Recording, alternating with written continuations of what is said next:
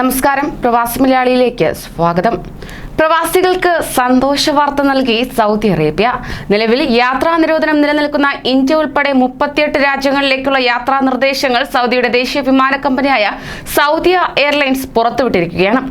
Saudi ഭരണകൂടം നേരത്തെ പ്രഖ്യാപിച്ച അന്താരാഷ്ട്ര വിമാന സർവീസുകൾക്കുള്ള വിലക്ക് മെയ് 17 പുലർച്ചെ 1 മണിയോടെ പിൻവലിക്കാനിരിക്കെയാണ് നിരോധനം നിലനിൽക്കുന്ന രാജ്യങ്ങളിലേക്കുള്ള യാത്രക്കാർക്കുൾപ്പെടെ സൗദി നിർദ്ദേശങ്ങൾ പുറപ്പെടുവിച്ചിരിക്കുന്നത്.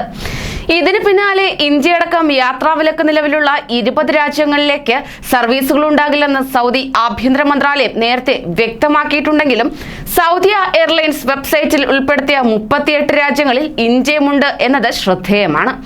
ഇന്ത്യയിലേക്കും തിരിച്ചും പ്രവാസികൾക്ക് യാത്രാ സൗകര്യം അനുവദിക്കപ്പെടുമെന്നതിന്റെ സൂചനയായാണ് പ്രവാസികൾ ഇതിനെ കാണുന്നത്.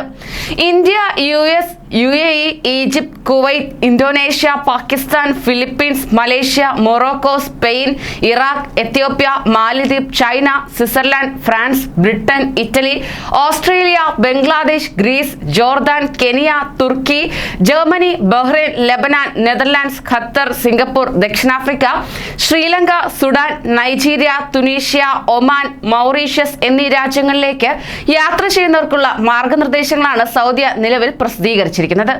ഈ രാജ്യങ്ങളിലേക്ക് യാത്ര ചെയ്യാൻ ഉദ്ദേശിക്കുന്നവർ ബന്ധപ്പെട്ട രാജ്യത്തെ നിബന്ധനകൾ പരിശോധിക്കണമെന്നും ആവശ്യമായ അനുമതികളും രേഖകളും നേടിയിരിക്കണമെന്നും സൗദി പുറത്തിറക്കിയ മാർഗനിർദ്ദേശങ്ങൾ വ്യക്തമാക്കുന്നു. അതേസമയം ഈ നിബന്ധനകളിലും നിർദ്ദേശങ്ങളിലും മാറ്റമുണ്ടാകാമെന്നും യാത്രയ്ക്ക് മുമ്പ് ബന്ധപ്പെട്ട അധികൃതരിൽ നിന്നുള്ള ഏറ്റവും പുതിയ വിവരങ്ങൾ ആരായണമെന്നും സൗദി വെബ്സൈറ്റ് നിർദ്ദേശിക്കുന്നു. ഇതുകൂടാതെ രാജ്യത്തിന് പുറത്തേക്ക് പോകുന്നവർ സൗദിയിലെ ഏതെങ്കിലും അംഗീകൃത കേന്ദ്രത്തിൽ നിന്നുള്ള PCR നെഗറ്റീവ് സർട്ടിഫിക്കറ്റ് നേടിയിരിക്കണമെന്നും നിർദ്ദേശമുണ്ട്.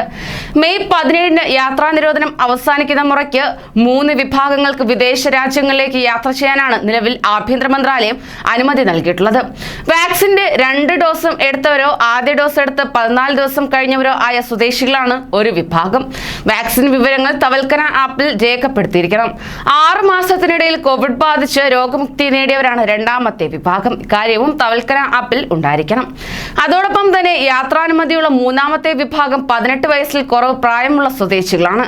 യാത്രയ്ക്ക് മുമ്പായി സൗദി സെൻട്രൽ ബാങ്ക് അംഗീകരിച്ച ട്രാവൽ ഇൻഷുറൻസ് പോളിസി എടുത്തിരിക്കണമെന്ന നിബന്ധനയോടെയാണിത് വ്യക്തമാക്കുന്നത്.